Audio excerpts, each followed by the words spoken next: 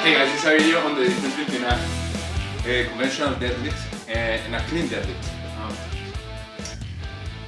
So like every time I do a video, I start by stating the purpose of the movement and then we talk about the points of performance, and that's for a simple reason, because the purpose determines the technique and the form, right? And so let's do that with the deadlift, let's do that with the clean deadlift, and that will tell us how to proceed. So the purpose of a deadlift is to pick the biggest amount of weight from the ground to standing in the safest, most efficient way. That is it. We do conventional instead of sumo, depending on the anatomy of the person. There's different school of thought, but today we're gonna leave that part a little bit on the arbitrary realm, and we're gonna focus on just conventional. So, because the purpose is to be as efficient as possible to just do this range of motion, that determines the technique, right? So in a conventional deadlift, what I'm going to do is I'm going to come here and set up in the following way here, so that my shoulder is slightly or just directly above, slightly in front or directly above the bar. My shins are almost vertical and my weight is balanced towards my heel.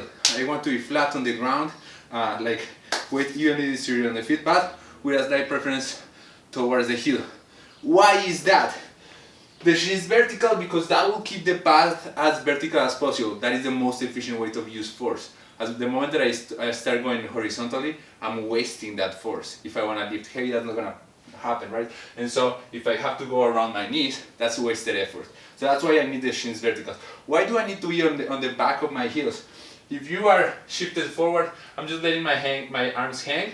When I stand up, there's all this horizontal movement that has to happen, right? So if my arms are just there, I am balanced forward. If I lean back, I'm just letting my arms hang. You see what they did? So forward, this is where they are. Back, this is where they are. I'm not even engaging my lats there, right? And so I want to be back so that my path is vertical, so that I'm not wasting momentum. That is it. And those two things, combined with some biomechanical aspects that I'm not going to talk about because they change a little bit from person to person, that will get too complicated, determine that the form of the deadlift is this one, right? So shoulders directly in front of the bar, shins vertical, that way I can just stand up and come down and that bar moves vertical. Good, that is it. On the clean deadlift, the purpose of the clean deadlift is to be as much as efficient as I can to achieve one thing, to bring the bar to the right place for the second pull. It's a different objective, because what I really need to do in a clean, or a snatch for that matter, is to use the hip extension aggressively and efficiently so that I can throw the bar the most vertical way possible with the least amount of effort, right? And so the purpose of the first pull is not to be as vertical as possible, although that's one thing that we want, that's a secondary objective, as much as it is to bring the bar to the right place on the second pull. And by the right place, and that's a topic for a different video, we'll just assume I'm not gonna explain why. In a clean, the right place for that second pull, let's say, starts here. So as you'll see, I'm bringing already the bar in, and my knees are traveling forward so that I can have a knee, hip, and ankle extension, a triple extension. That is going to maximize the force that I'm going to be able to put on that bar. That's going to maximize the momentum. That's going to maximize how high that bar is going to come, so that I have time to go under and catch and clean. Right? So different purpose. Right? So I just want to get to that position. And I want to get to that position in a way in which my butt is there and I'm here. So if I go with a regular clean deadlift setup, with a regular conventional deadlift setup to try to do that, this is my conventional deadlift setup. Look what happens. I'm here and I will have to shift my way too aggressively down to scoop it up.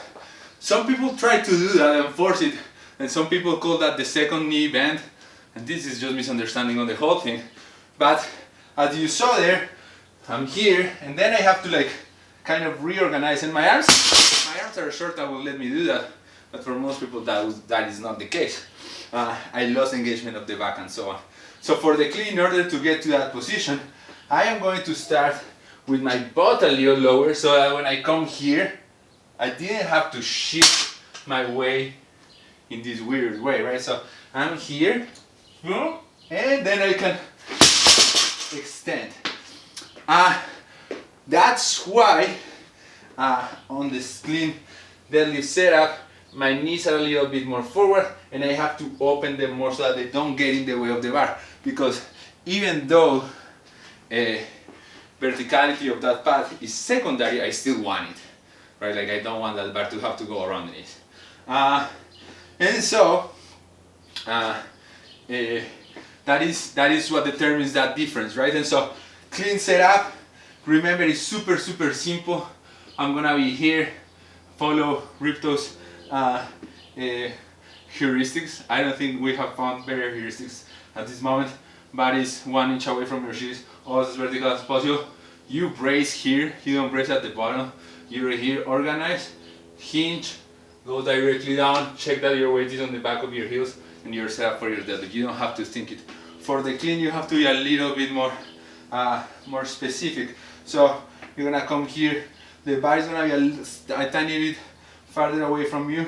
It's gonna be more like on top of the ball of your foot. Still organize here and come here and squat the butt down. How much? Depends a little bit on the anatomy.